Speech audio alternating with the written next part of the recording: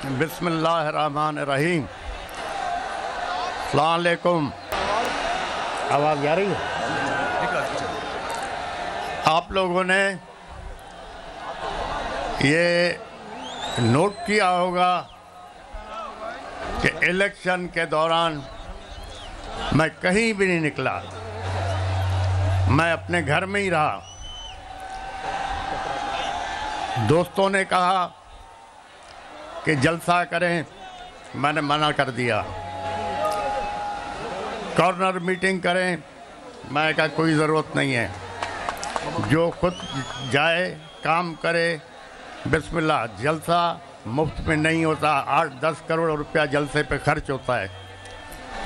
क्यों मैंने मना किया और घर से मैं बाहर क्यों नहीं निकला? 2.5-3 महीने पहले ही इलेक्शन का रिजल्ट बिक चुका था और पेमेंट भी हो गई थी, पेमेंट भी कर दी गई थी।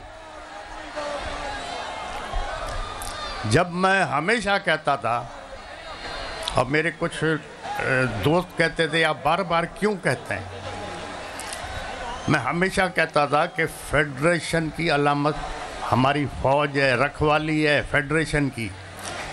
इस इलेक्शन ने प्रूव कर दिया, कोई भी सियासी पार्टी, कोई भी सियासी लीडर अब नेशनल लेवल पे, कौमी लेवल पे कोई भी नहीं है, सब सूबे लेवल पे आ गए। इस इलेक्शन ने प्रूव कर दिया।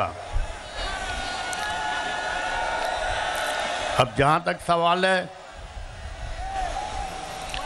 कि हमने दिलचस्पी नहीं दिखाई, वो मैंने बता दिया कि 2.5-3 महीने पहले ही हमें पता था कि पेमेंट हो गई है, जहाँ जहाँ जानी थी पेमेंट चली गई हैं। बाकी ये हमारा एक आईनी हक है कि हम एहतजाज करें, प्रोटेस्ट करें, लेकिन हमारा प्रोटेस्ट, एहतजाज जो इलेक्शन में डाका डाला गया है उसके खिलाफ है। बाकी फौज हमारी अपनी है, हम सोच भी नहीं सकते जो हमारी फेडरेशन को संभाल रही है उस फौज से हम दूर हो, हम ये सोच भी नहीं सकते हैं। बाकी सियासी इख्तलाफात होते रहते हैं और सियासत से मैं थोड़ा दूर इसलिए रहता हूँ क्योंकि मैं हमेशा कहता हूँ जो जितना अच्छा झूठ बोल सकेगा उतना अच्छा लीडर बन सकेगा। तो इसीलिए मैं ज़्यादातर दूर रहता हूँ कि झूठ बोलना कम पड़े। बाकी जहाँ तक इलेक्शन का सवाल है, जो जीता है वो खुद परेशान है, सर पकड़ के बैठा हुआ है, और जो हारा है या हरवाया गया है वो सब हम रास्ते पे निकले हुए हैं।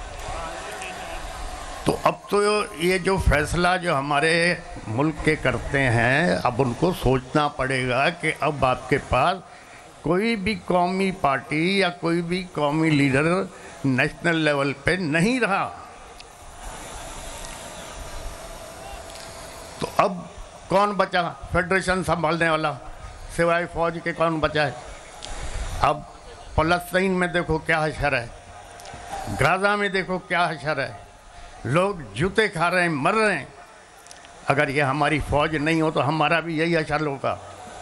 तो हम नहीं चाहते कि हम ख्वार हों, ख़राब हों।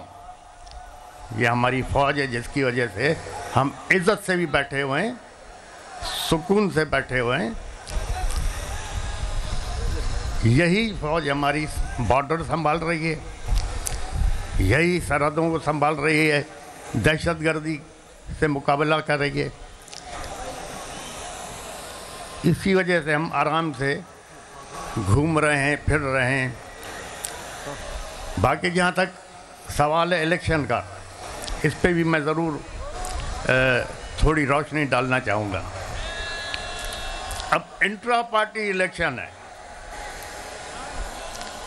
इंट्रा पार्टी इलेक्शन जिस तरह पीटीआई ने कराया, उसी तरह नून लीग ने कराया, उसी तरह पीपल्स पार्टी ने करवाया, उसी तरह फंक्शनल लीग ने कराया। अब उस पीटीआई के इंट्रा पार्टी इलेक्शन की वजह से ये क्या कौन सी है ये, नहीं ये भाई इलेक्शन कमीशन, उसने ज़मीन आसमान एक कर दी। अभी जो इतनी बड़ी खरीदो फरोख्त हुई है इस इलेक्शन में, जनरल इलेक्शन में, तो कहाँ है ये इलेक्शन कमीशन, कहाँ सो रही है? इस पे भी तो कुछ बोले। इमरान खान को सब चोर कहते हैं, चलो ठीक है, चोर है ना। क्या किया है तोशाखाना में? क्या इमरान खान से पहले जो लोग आए थे, प्राइम मिनिस्टर या प्रेसिडेंट, उन लोगों ने कुछ नहीं लिया तोशाखाना से? उन लोगों ने गाड़ियाँ नहीं ली क्या तोशाखाना से? जबकि कानूनन वो गाड़ियाँ ले ही नहीं सकते। तो सिर्फ इमरान खान चोर है? मेरी नज़र में इमरान खान चोर नहीं है। मेरी नज़र में हाँ बेवकूफ़ी हो गई होगी, गलती होती है। गलती किससे नहीं होती? गलती तो इंसान से होती है। अगर इमरान खान से गलती नहीं होती तो वो फरिश्ता होता। तो मेरी नज़र में इमरान खान चोर नहीं है।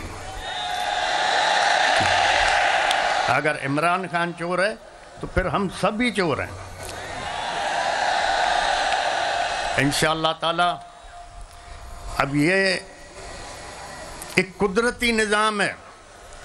अगर सैलाब आ रहा है या पानी आ रहा है, आप उसका रास्ता रोकोगे, 2-2.5 करोड़ नौजवान नए वोट आए, वो एक सैलाब था ना। अब जब उस सैलाब को रोका गया तो उसके नतीजे में क्या हुआ? पाकिस्तान की तारीख में पहली दफ़ा आज़ाद उम्मीदवार मेजॉरिटी में जीत गए। सबको डुबा दिया उन्होंने।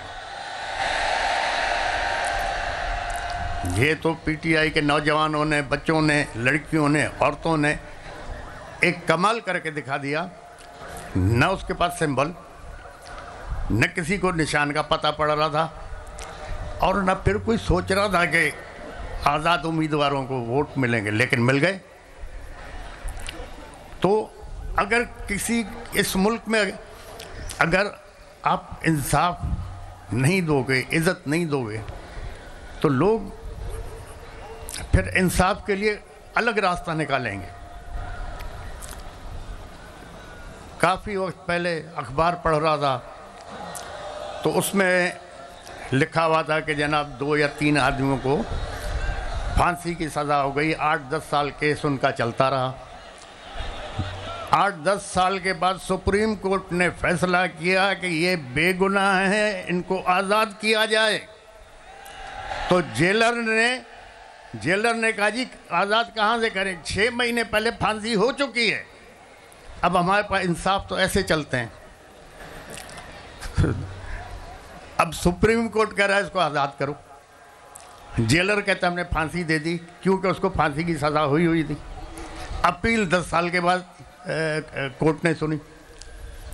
तो जहाँ ना इंसाफ होगा, न इज़्ज़त होगी, तो फिर लॉ एंड ऑर्डर तो ज़रूर ख़राब होगा।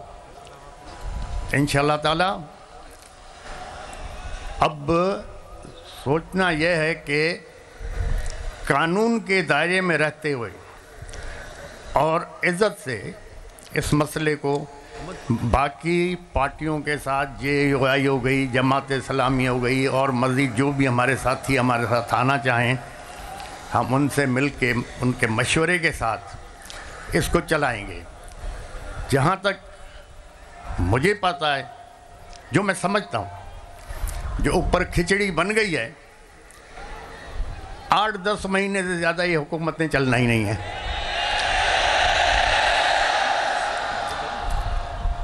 8-10 महीने से ज़्यादा नहीं चलना।